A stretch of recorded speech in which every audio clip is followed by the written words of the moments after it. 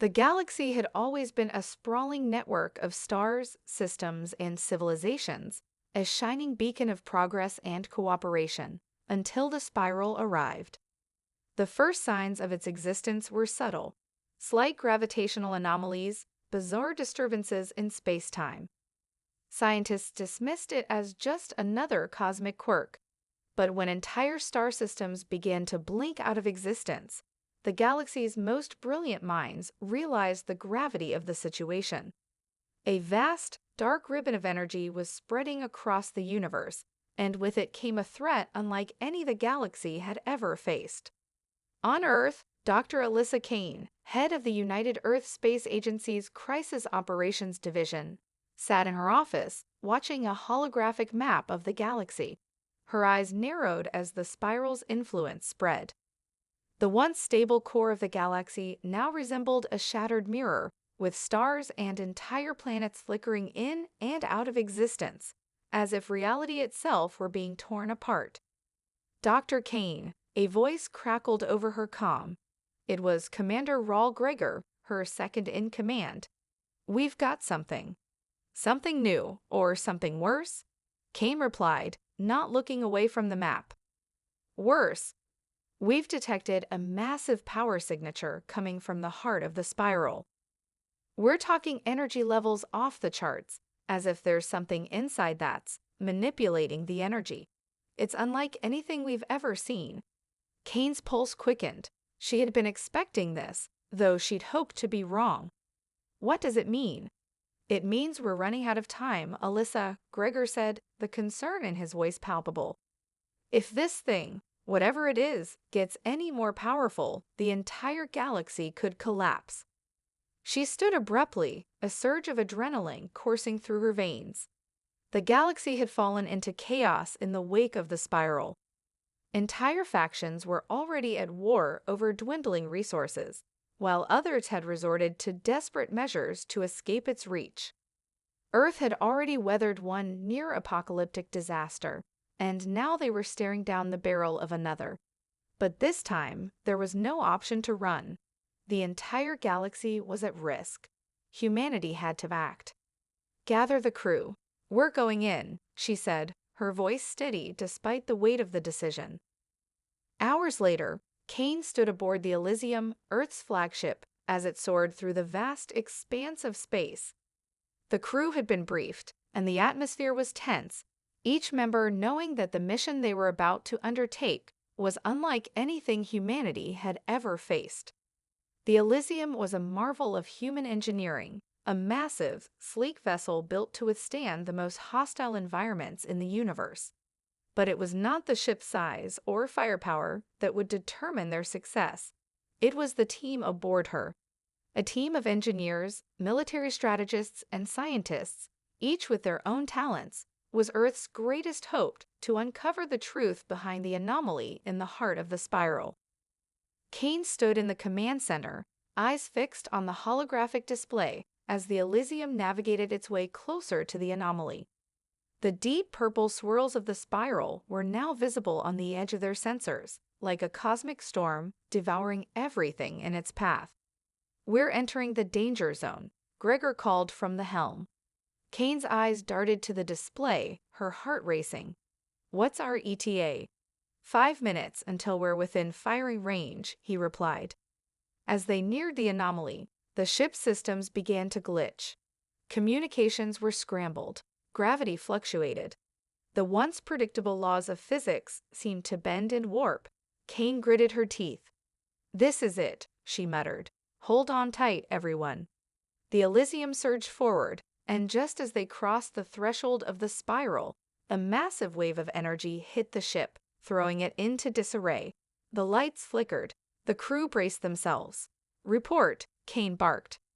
"Shields are holding," Gregor called back, though the strain in his voice was clear. "But we've got incoming. Multiple ships, unidentified." Kane's heart skipped a beat. They weren't alone. The spiral had attracted the attention of more than just Earth. "Prepare for battle," she ordered, her voice unwavering. "Activate all weapon systems. We're not leaving here empty-handed." As the Elysium adjusted its course, Enemy ships appeared from the swirling chaos, sleek, dark vessels bearing the insignia of the Zorath Empire, one of the most ruthless warlords in the galaxy.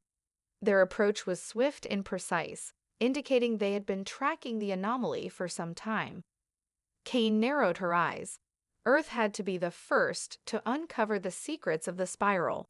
The galaxy's fate depended on it, and if the Zorath had any say in it, humanity's future might be decided in the heat of battle. "Let's show them what Earth can do," Kane said as the first wave of enemy fire slammed into the Elysium's shields.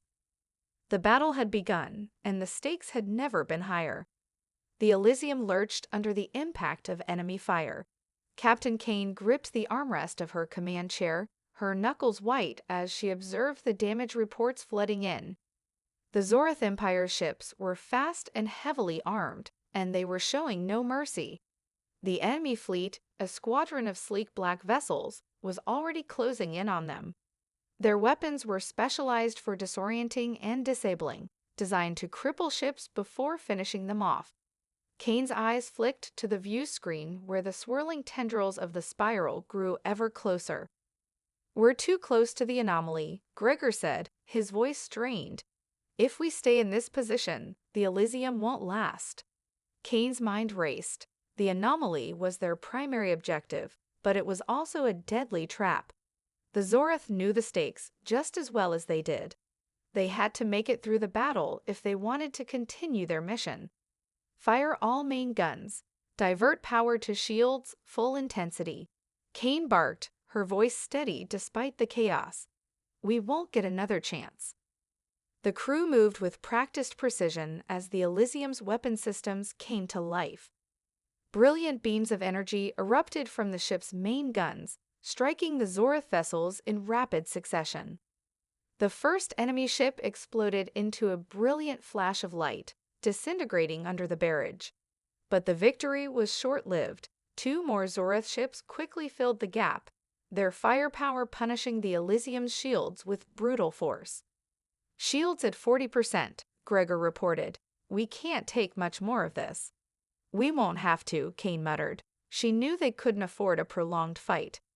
They had to get through the spiral's gravity well and reach the anomaly, or all would be lost. The Elysium was Earth's last hope. "Prepare to jump," Kane ordered. "Set coordinates to the heart of the anomaly. We're taking the fight to them." The ship's engines roared to life as the crew initiated the jump sequence. The tension in the command center was palpable. As the countdown ticked down, Kane's mind raced. This was no ordinary maneuver. The spiral's gravity was pulling at the fabric of space itself, warping their trajectory.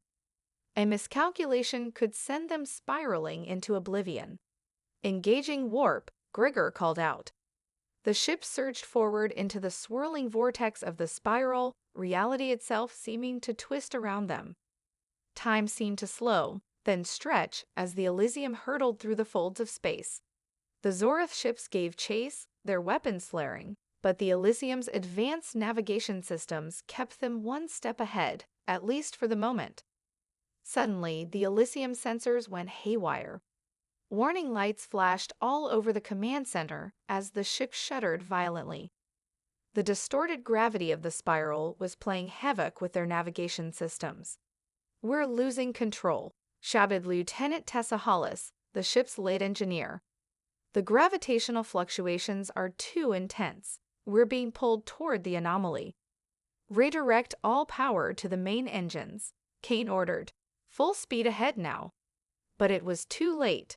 The Elysium's hull groaned under the strain, and the ship lurched forward uncontrollably. Kane's stomach dropped as the swirling black mass of the anomaly filled the view screen, a maelstrom of twisting light and dark energy. "Brace for impact," she yelled. There was no time to react. The Elysium slammed into the heart of the anomaly, and for a moment, everything went black. When Kane opened her eyes, she found herself on her hands and knees. The command center was in disarray, console screens flickering, alarms blaring, and crew members struggling to regain their bearings. The ship had come to an abrupt halt, surrounded by an eerie, unnatural stillness. What happened? Gregor asked, his voice strained as he helped Kane to her feet. I'm not sure, Kane replied, her mind still reeling from the shock. We're inside the anomaly. The Zorath. Gone, Gregor interrupted, his eyes wide. They're gone. They didn't follow us. Kane turned to the view screen. The Zorath ships had disappeared, as though they had been swallowed by the anomaly, leaving the Elysium alone in the vast, void-like space. The usual stars were absent, replaced by swirling dark tendrils and erratic bursts of energy that seemed to pulse and stretch across the cosmos. Time itself seemed distorted, as if the very nature of existence had been warped. We're alive, Kane said, though her voice carried little comfort. But we're not out of danger yet. We've entered the heart of it, Gregor said, his eyes scanning the readings. Whatever this thing is, it's powerful. I've never seen anything like it. We need to find out what's inside, Kane said firmly. We're here for a reason, and that reason is about to get very clear. Prepare for an immediate reconnaissance mission. Captain, Hollis called from the engineering console. The ship's systems are being affected by the gravity distortions. We can't sustain long-range scanning, and our communications are down. If we don't stabilize, we won't be able to leave. Kane knew the stakes were higher than ever. The Elysium was trapped in the heart of the spiral, surrounded by an unknown force. But she also knew one thing for sure. Whatever secrets lay within the anomaly, they were humanity's last hope. We'll find a way, Kane said, determination stealing her voice. Prepare to launch the shuttle. We go in, we discover what's causing this, and we get out, no matter what it takes. With the fate of the galaxy hanging in the balance, the team readied themselves to venture deeper into the unknown. The true test had only just begun. The shuttle detached from the Elysium with a soft hum, cutting through the eerie stillness of the spiral. Captain Kane sat at the helm, the controls humming beneath her fingertips as she guided the small craft toward the heart of the anomaly. The rest of her crew, Gregor, Hollis, and a small team of researchers, were strapped in, preparing for what they were about to encounter. The shuttle's thin metal hull creaked as if it, too, were unsettled by the forces around them. Systems are still operational, Hollis reported, glancing at the various readouts. But we're working on borrowed time. The longer we stay in this pocket of space, the more our systems are going to degrade. We're not here for sightseeing, Kane replied, her voice unwavering. We're here to find out what's at the heart of this madness. As they neared the center of the anomaly, the swirling mass of energy intensified. The gravity fluctuations became erratic, pulling the shuttle in different directions. The stars had vanished entirely, leaving only an endless sea of dark tendrils that pulsed with unnatural energy. At first glance, it appeared to be a void, but Kane's gut told her otherwise. Something was out there, something ancient. Hold on, Kane muttered as she skillfully navigated the shuttle, dodging sudden gravitational pulses that threatened to send them careening into oblivion. The strange, erratic shifts in spacetime made it nearly impossible to predict their trajectory. After what seemed like an eternity, the shuttle emerged from the thick cloud of energy, and before them lay an object that had been invisible until now, a massive ancient structure seemingly suspended in space. It was not natural, nor was it a product of any known civilization. Its surface shimmered with an ethereal light, casting strange reflections into the blackness around it. What the hell is that? Gregor whispered, his voice filled with awe and fear. That, Kane said, her voice low, is what we came for. The structure was enormous, several kilometers in length, and its surface was covered in markings that no one aboard the shuttle recognized. It looked like a star, its jagged, metallic edges curving and stretching like an impossibly intricate fractal pattern. But there was something else, something far more unsettling. Kane's eyes narrowed as she studied the object. It was unlike any structure she had ever seen, and as they approached, she could feel the faintest hum, as if the object itself were alive. Get ready, she said, focusing on their approach. We need to dock and get inside. The shuttle's engines screamed as they fought against the pull of the object's gravity, but Kane held them steady, bringing the craft to a slow, controlled landing on a large flat platform on the structure's surface. Once the shuttle had docked, Kane stood up and motioned for her team to follow her. "Stay close," she ordered. "We don't know what we're dealing with." The airlock hissed as it opened, and the crew stepped out, immediately feeling the strange pressure of the space around them. The surface was unnaturally smooth, with glowing symbols etched into the walls in a language no one recognized. Hollis activated her translator, but it could make no sense of the markings. They were too ancient, too foreign. "What the hell are we looking at?" Gregor asked, running his hand over the smooth surface of the wall. "I don't know," Kane replied, her eyes keening their surroundings. "But this thing wasn't built by any species we know of. Whoever created this was far more advanced than us, or anyone." They moved deeper into the structure, their footsteps echoing in the silence. The further they went, the more they began to feel it, the oppressive, suffocating weight of something ancient and powerful just beyond their understanding. Kane's heart rate quickened, but she refused to show it. She had led her crew into this unknown, and she would lead them out. After several minutes of navigating the labyrinthine corridors, the team arrived at what appeared to be a massive chamber. Its walls were lined with more of the glowing symbols, and in the center of the room stood a pedestal, upon which rested a crystalline object that seemed to pulse with a dark energy. "That's it," Kane said, her voice a mix of awe and apprehension. "That's the source of the energy we detected." Hollis stepped forward cautiously. "Is it alive?" she asked, her voice trembling as she examined the crystalline object. The light emanating from it was almost hypnotic, but there was an undeniable sense of danger emanating from it. "It's not alive," Kane replied, though the uncertainty in her voice made her doubt her own words. "But it might be a key to understanding what's going on here." Gregor stepped forward, his hand hovering over the crystal. "Do we activate it?" he asked, his voice hesitant. "What if it makes things worse?" Kane's gaze flicked from the crystal to her team. They had come this far. There was no turning back now. They needed answers, and they needed them fast. "Activate it," she ordered, her voice firm. Hollis hesitated for a split second, then reached forward and activated a sequence on her device. The crystal hummed to life, its light intensifying until it filled the entire chamber. Then, in a flash of searing white light, everything went silent. The ground trembled beneath their feet as a deep, low rumble filled the room. Kane's heart skipped a beat. Something was happening, something big. Before she could react, a sudden, deafening noise shattered the silence. A voice, cold, ancient, and filled with malice, boomed through the chamber. "You have awakened the Sovereign." Kane's blood ran cold. The words echoed in her mind, chilling her to the core. She had no idea who, or what, this Sovereign was, but she could feel its power. And it was not something they could easily control. The real battle was just beginning. The room pulsed with an eerie, otherworldly energy as the voice echoed through the chamber, sending tremors through the structure. Kane's heart raced, but she kept her composure. The Sovereign, who or whatever it was, had just been awakened.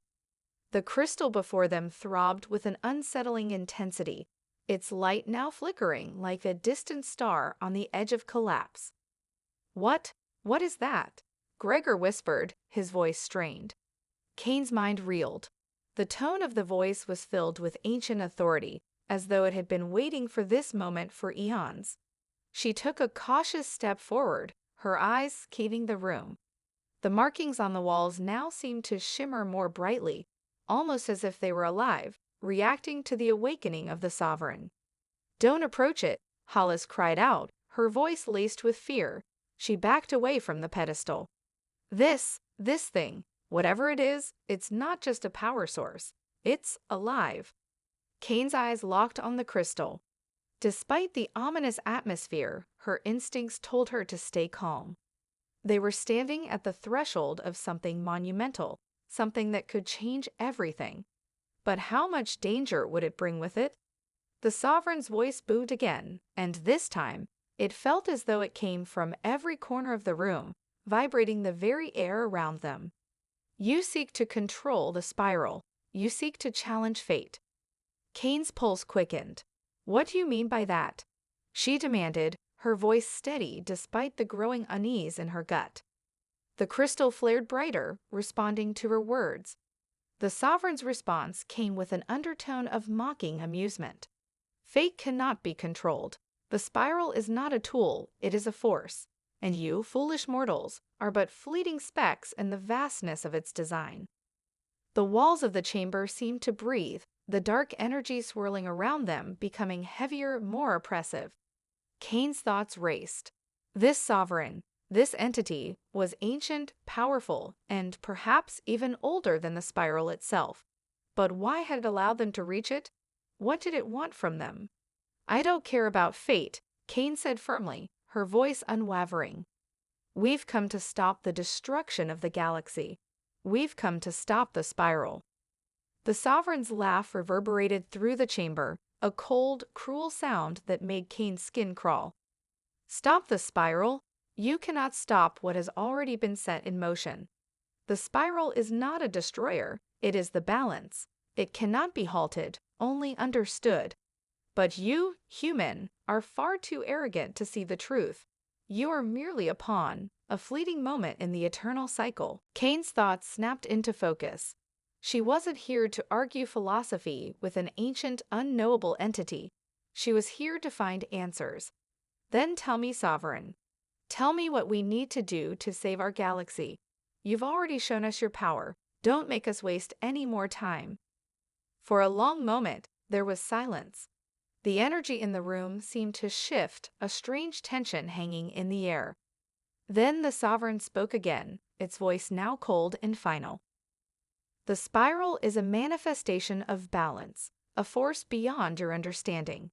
It is the creation of the architects of the universe, an ancient race long forgotten. They saw the universe as fragile, constantly on the edge of collapse. So they built the spiral, an unyielding force, the ultimate system of order and chaos. It was meant to be a safeguard against the destruction of all things, an equalizer that ensures the survival of the strongest, the most adaptable. The room seemed to pulse as the Sovereign's words sank in, their weight pressing on the crew. Kane's breath caught in her throat. This wasn't just some cosmic anomaly, it was a weapon, a force that had been created with a singular purpose, to preserve life, but at a terrible cost. The Sovereign's tone shifted, growing more ominous. But you, humans, are an anomaly. You were never meant to survive the spiral's test. Yet here you are, challenging fate itself. You think you can stop it, control it. But the spiral does not bend to your will. It will test you, and if you fail, everything you know will be consumed. Kane's pulse thundered in her ears. The weight of the Sovereign's words was overwhelming, but she refused to back down. She couldn't. Not now, not when the fate of the galaxy rested in their hands. Then what do we need to do? She asked, her voice steely. The Sovereign fell silent. Then, slowly, a new sound filled the chamber, a soft, distant hum. The walls of the structure seemed to ripple, as though the very fabric of reality itself was being pulled apart. The crystal on the pedestal began to glow brighter, its energy intensifying, feeding into the Sovereign's next words. To survive the spiral, you must unlock the power within it. The key lies in the heart of the anomaly, the architect's final creation. The spiral will either choose to accept you or erase you. Kane's mind reeled. The spiral was not just a destructive force, it was a trial, a test. But for what? To prove that humanity deserved to survive, to adapt, or to perish. Then we'll face the test, Kane declared, her voice ringing out with determination. We'll adapt. The Sovereign's voice boomed one last time, filled with ancient finality. So be it, mortal, you shall be tested. May your strength be enough. The light from the crystal flared once more, and then, in an instant, the chamber went dark. The Elysium crew stood in stunned silence, the weight of their mission now heavier than ever. They had only begun to understand the true scope of what they were facing. The spiral was not just a force to be fought, it was a test, one that would determine the survival of not only humanity but of the galaxy itself. And they had no choice but to face it. The chamber remained still, the oppressive energy of the Sovereign's words lingering in the air. Kane stood motionless, her hand gripping the side of the pedestal as the light from the crystal faded, leaving them in darkness. Her mind was racing. The spiral wasn't just a cosmic anomaly, it was a sentient force created by an ancient civilization to preserve balance in the universe. And now they had been thrust into its heart, a place where survival was not guaranteed. "Captain," Gregor's voice broke through her thoughts, heavy with uncertainty. What now?" Kane took a deep breath, forcing her thoughts to coalesce. The Sovereign had made it clear, humanity was being tested. The spiral would either accept them or destroy them. There was no middle ground. "We face the trial," Kane said, her voice steady despite the fear gnawing at her insides. "We need to find the heart of the anomaly, the place the Sovereign spoke of. That's where our answers are. That's where we unlock the power we need to survive." Hollis stepped forward, her face pale but determined. "The heart of the anomaly?" she asked. "What does that even mean? How do we find it?" Kane turned to face her crew. They had come this far. There was no turning back now. The Sovereign said we have to prove ourselves. The heart is somewhere within the spiral. We just need to find it. A heavy silence hung in the air as the weight of their mission settled on each of them. The Sovereign's cryptic words had left them with more questions than answers. What exactly was this trial? What was waiting for them in the heart of the anomaly? And more importantly, what would happen if they failed? "Captain," Hollis continued, her voice laced with apprehension, "we've been in the spiral long enough to know that reality doesn't behave here. Gravity, time, space, they're all distorted. This is unlike anything we've ever encountered. How do we even know where to go?" Kane exhaled slowly, her eyes scanning the chamber. The walls were covered in the same glowing symbols they had seen before, but now they seemed more like an invitation. She stepped forward, pressing her hand against the nearest symbol. As soon as she touched it, the symbol pulsed beneath her fingertips, and a new path appeared before them. An archway formed out of the same shimmering light, leading deeper into the heart of the structure. "This is it," Kane said, her voice filled with resolve. "We don't have a map, but this is where the Sovereign wanted us to go." Without hesitation, she led her crew through the archway, the others following closely behind. As they moved deeper into the structure, the air seemed to grow denser, heavier. The walls, once smooth and featureless, now shifted and distorted, as if the building itself were alive, reacting to their presence. The temperature fluctuated, and Kane could feel the subtle pull of gravity shifting, making it harder to keep her footing. The deeper they ventured, the more alien the surroundings became. They passed through halls lined with intricate patterns that glowed and flickered in the dim light, creating a kaleidoscope of shifting colors. The very fabric of the structure seemed to pulse in time with their footsteps. The further they went, the more they felt the weight of the trial. This was not just an environment, it was a test, and every step they took would bring them closer to either their salvation or their destruction. Suddenly, the ground trembled beneath their feet, and a deep rumble filled the air. The light from the glowing symbols flared and flickered violently, casting long, eerie shadows across the walls. Kane stopped, motioning for her team to do the same. "Stay alert," she warned. "Something's coming." The ground shook again, harder this time. And then, before they could react, a low, mechanical hum reverberated through the chamber. The walls began to shift, revealing an opening in the distance.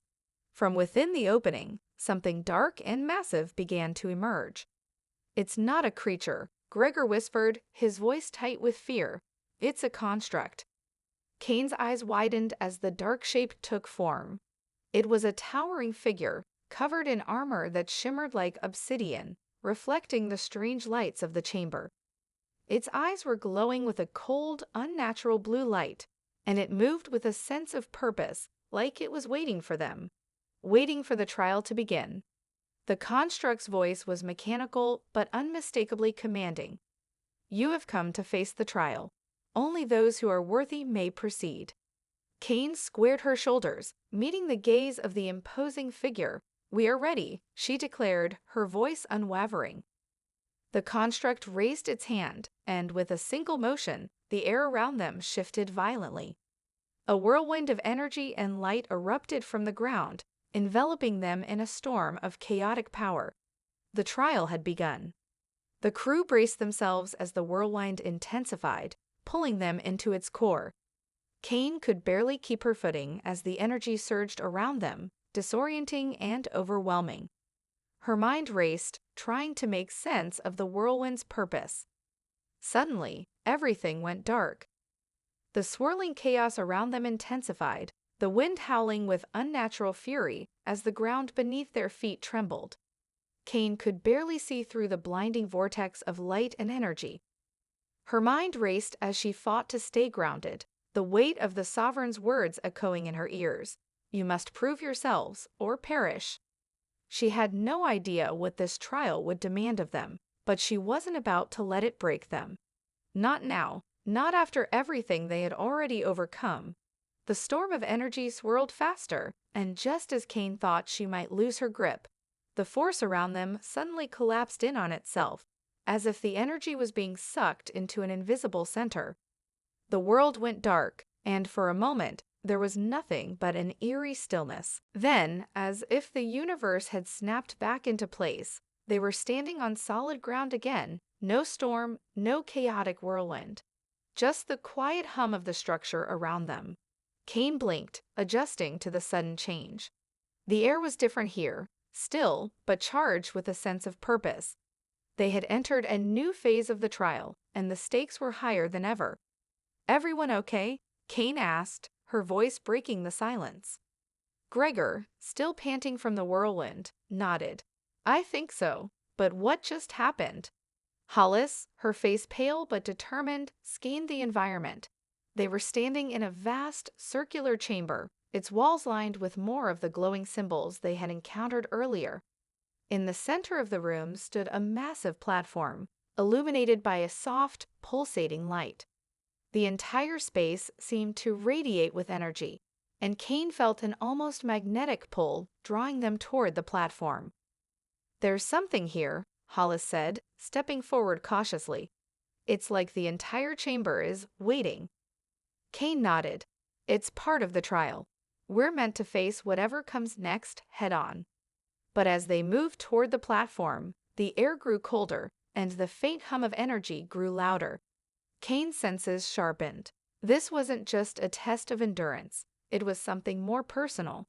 Each of them was being tested on their core beliefs, their will to survive, and ultimately, their very souls. Without warning, the symbols on the walls flickered and shifted, and a voice boomed from the very walls themselves. It wasn't the sovereign's voice this time. It was deeper, older, almost personal. "What is your purpose?" The question reverberated in the room, filling every corner with an oppressive weight. Kane stiffened. She knew this wasn't just an abstract challenge, it was a confrontation with their very identities. Each of them had their own reasons for embarking on this journey, for taking part in this mission, and now they had to confront them head-on. Her mind raced, but the answer was clear: to save humanity, to stop the destruction of the spiral and prove that we belong. But the voice wasn't satisfied with silence. It demanded more. "Why do you fight? What will you sacrifice to protect your people?" Kane felt her heart clench at the question. She thought of the countless lives that depended on the success of this mission. The families back home. The future of Earth itself. The crew of the Elysium was the last line of defense, and if they failed, there would be no one left to stand against the forces of the spiral. Gregor stepped forward, his voice steady. We fight because we must. We're the last hope. Earth can't fall, and neither can the galaxy. The voice responded, cold and indifferent.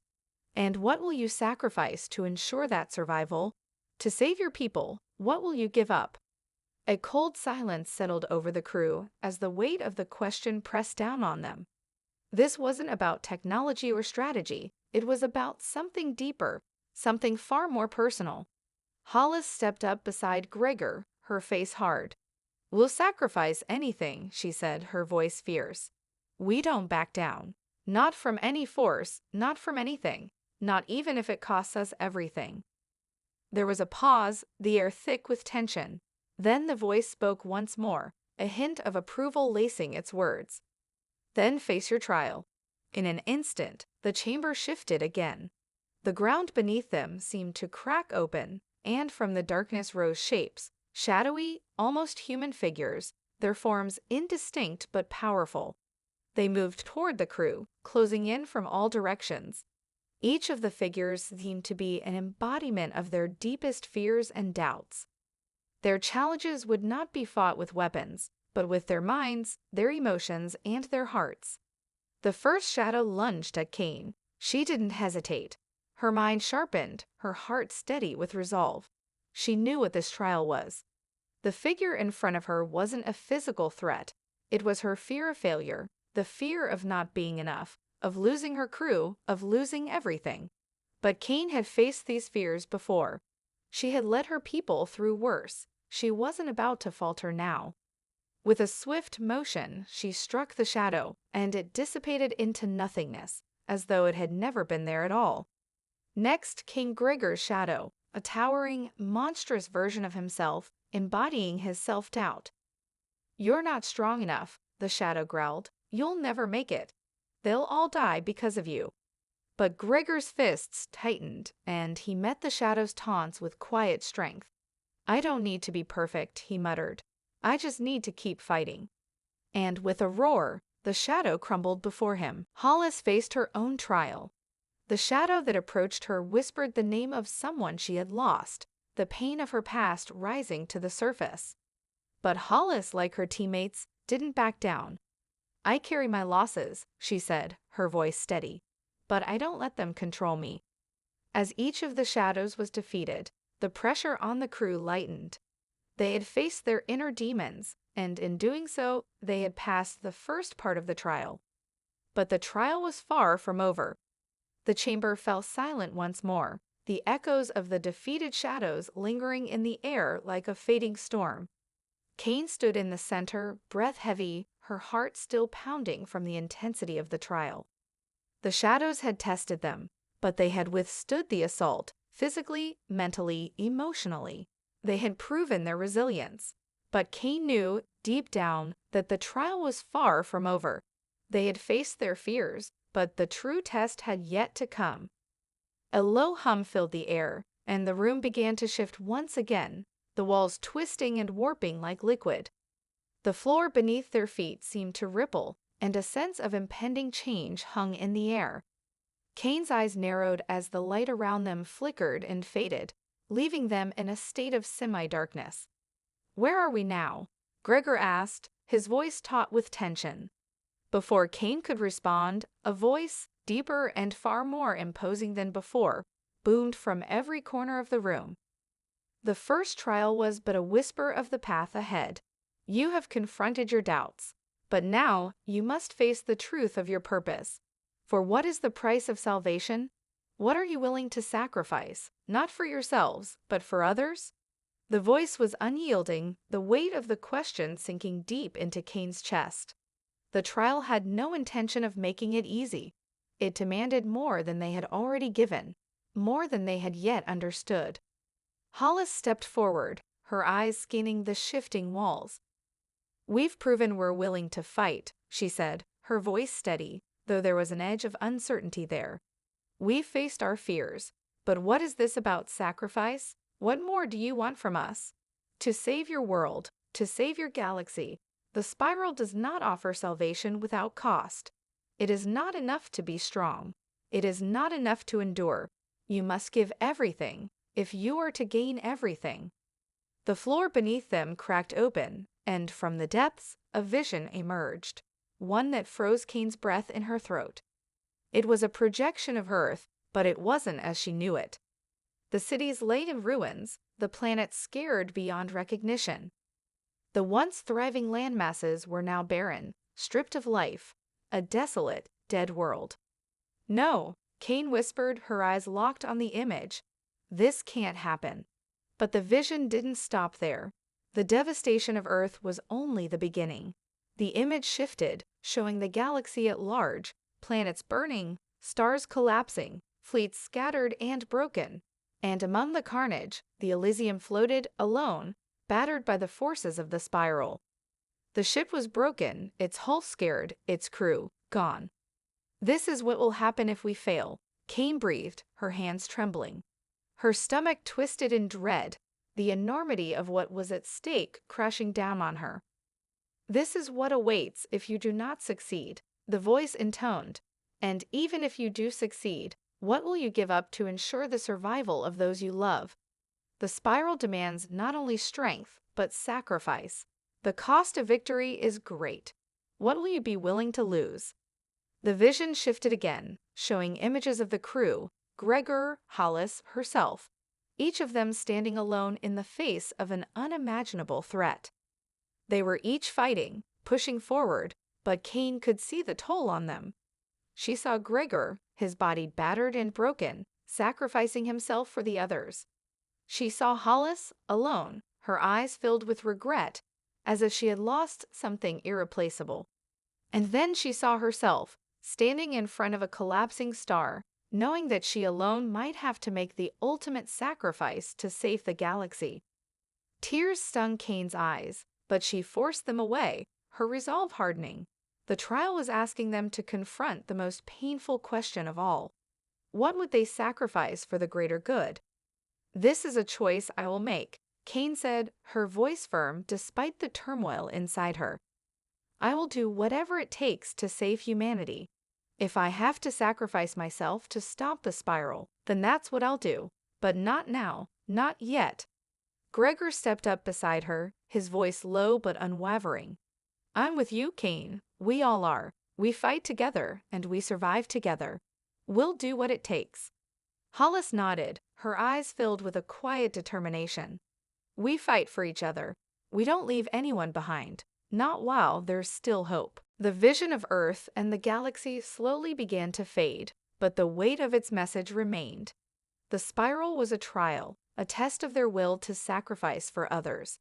And the path ahead would demand that they face even greater challenges, challenges that would require them to give more than they ever thought possible. "The trial is not over," the voice rumbled, its tone laced with finality. "You have faced the fear of loss, but the greatest test lies ahead. The spiral will demand from you the ultimate price. Will you rise to that challenge, or will you falter? Will you pay the price for the future of your galaxy?" With those final words, the chamber fell silent once more. The vision was gone, leaving only the lingering weight of its message. Kane stood still, her mind focused, her heart resolved. She knew now that the trial wasn't just about survival. It was about understanding the cost of their victory. The spiral would demand everything, and there would be no easy answers. But she was ready to face whatever came next. They were all ready. The silence was deafening. The air felt thick with expectation as Kane stood at the center of the chamber, her eyes fixed on the shifting symbols on the walls. The last echoes of the voice reverberated in her mind, urging them to prepare for the ultimate trial. Her heart was steady now, despite the weight of what had been revealed. She had made her decision. She knew what she was willing to sacrifice, but that didn't mean the final test would be any easier. The chamber began to pulse once more, the light from the symbols flaring up in a brilliant explosion of energy. The floor trembled beneath their feet, and the walls twisted, folding in on themselves like the pages of an ancient book. The space around them seemed to distort, creating a swirling vortex of light and shadow. It was as if reality itself was bending to the will of the spiral, testing their very understanding of the universe. Kane felt the pull of it, The force, the pressure, the overwhelming certainty that they were approaching the end. The trial would demand the highest price, and they would need to face it together. But could they? Was it enough that they had all made the decision to fight, to sacrifice, or would the spiral take more than they were prepared to give? The floor beneath them cracked open once more, and this time, the light that emerged wasn't an illusion. It was a force so pure and intense that it seemed to wash away everything around them. Kane shielded her eyes, feeling the light burn into her very soul, and for a moment, she wondered if this was it, if the spiral had finally found the one test they couldn't survive. But the light didn't burn them. Instead, it enveloped them, lifting them off their feet and into the air. They were weightless, suspended in a space between worlds. The world around them dissolved, leaving only the crew, floating together in a vast, infinite expanse. There was no gravity here, no up or down, just endless space, stretching out in every direction. The voice came again, but this time it was different. It wasn't just a test, it was a judgment. You have faced the spiral's trials. You have shown your resolve, your will to fight. But now the final test is before you. To save your galaxy, to save your world, there is a price you must pay. The voice paused, and the space around them grew even more oppressive. Kane could feel the weight of the moment, the crushing reality of what was at stake. They weren't just fighting to survive anymore, they were fighting for everything. The spiral offers you this choice, the voice continued, the words echoing in the vast emptiness. One among you must remain behind.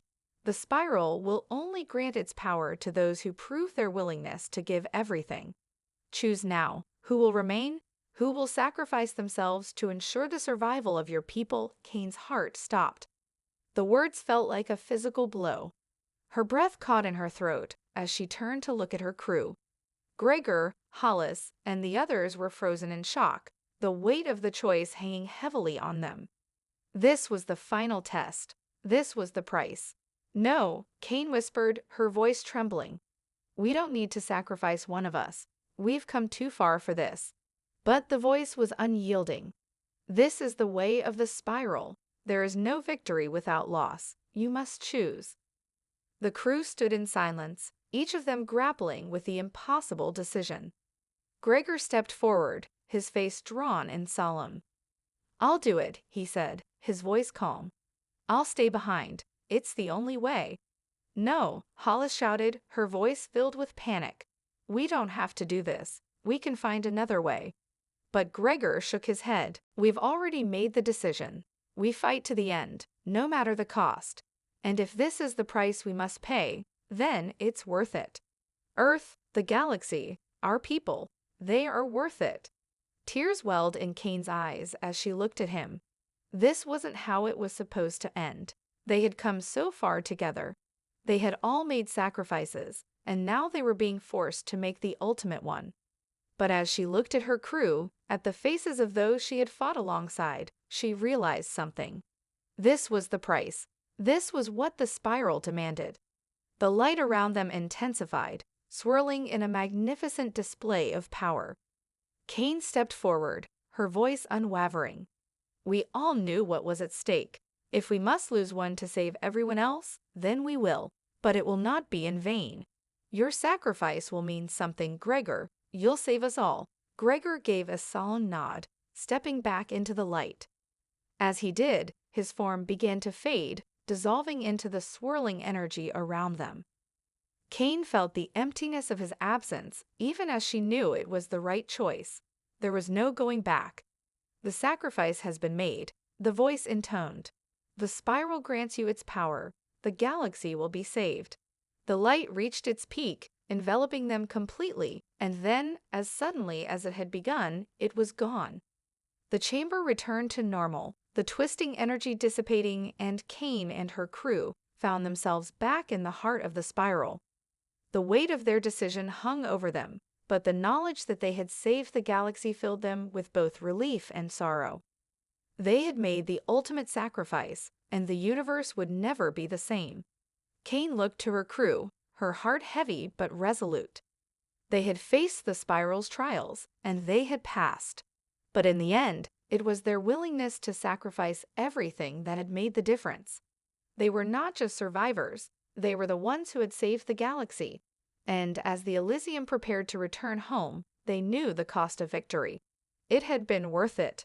In the final chapter, the crew is forced to make the ultimate sacrifice, proving that the cost of survival and victory is sometimes too high to measure. The price is paid, and the galaxy is saved, but the weight of their decision will never leave them. The story ends with a bittersweet resolution. Humanity has won, but at a great cost. Part 8. The Price of Salvation.